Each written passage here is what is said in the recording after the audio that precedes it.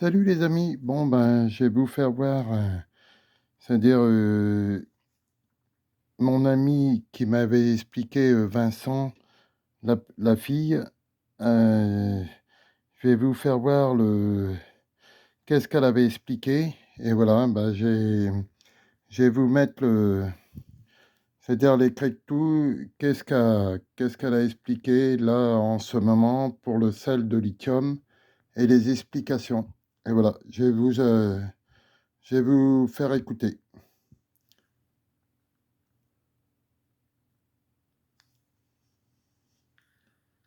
Le lithium agirait par contact sur Varroa destructor. Référence, Colix, E, Mathias, K, Talley, J, Spechiar, A, Colix, B, 2020. Contact effect contribution to the high efficiency of lithium chloride against the meat parasite of the honeybee. Insect 11. 333. Résumé, la recherche a mis récemment en évidence que le lithium pouvait présenter une grande efficacité pour tuer le parasite Varroa destructor. Cependant, on sait peu de choses sur les potentiels effets secondaires sur le couvain et les conséquences à long terme d'une exposition sur la colonie. Précédemment, il a été proposé que les modes d'action du chlorure de lithium n'étaient pas basés sur un mécanisme par contact. Ici, nous étudions cette question à l'aide d'un papier test sur bandelette pour démontrer l'efficacité concentration dépendant du lithium par contact, confirmant qu'il s'agit également d'un agent efficace par contact contre l'acarien Varroa destructor. À notre connaissance, il s'agit du premier rapport sur l'effet varroocide élevé du lithium décrivant son mode d'action par contact. Nos résultats ouvrent des perspectives pour de nouvelles méthodes de traitement, par exemple, l'utilisation de bandelettes de lithium, dans le cas où les sels de lithium deviendraient autorisés pour une utilisation en apiculture. Le lithium posera-t-il lui aussi des problèmes de résidus?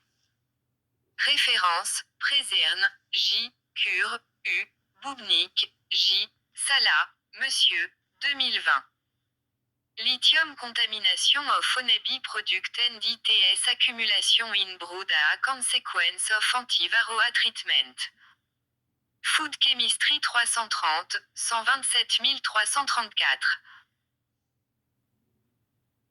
Résumé, la maîtrise de Varroa destructor, le principal agent pathogène des abeilles, passe par utilisation de divers composés chimiques acaricides qui peuvent entrer dans l'alimentation humaine par le biais des résidus dans les produits de la ruche. Le lithium est une nouvelle substance envisagée pour le contrôle du parasite, et nous avons étudié son potentiel d'accumulation dans le miel, dans le pain d'abeille, dans le couvain et les abeilles adultes, ainsi que la mortalité des abeilles. Des concentrations élevées de lithium ont été détectées chez des ouvrières, nourries individuellement par voie orale une seule fois avec disuel de chlorure de lithium à 25 mm incorporé dans une solution de saccharose, 6,50-40,10 mg par kg, ou nourries avec la même solution disponible à volonté, 39,25-266 mg par kg. Un traitement de colonies d'abeilles pendant 3 jours avec 25 mm de chlorure de lithium dans une solution de saccharose administrée à raison de 1 litre jour a augmenté les concentrations de lithium chez les larves de 5 jours, dans le miel et dans le pain d'abeille, jusqu'à 45,0, 1,2 et 47 mg par kilogramme, respectivement.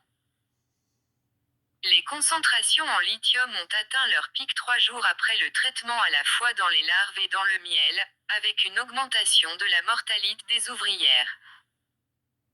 Les colonies témoins présentaient elles des concentrations en lithium inférieures à la limite de quantification, 0,5 mg par kilogramme.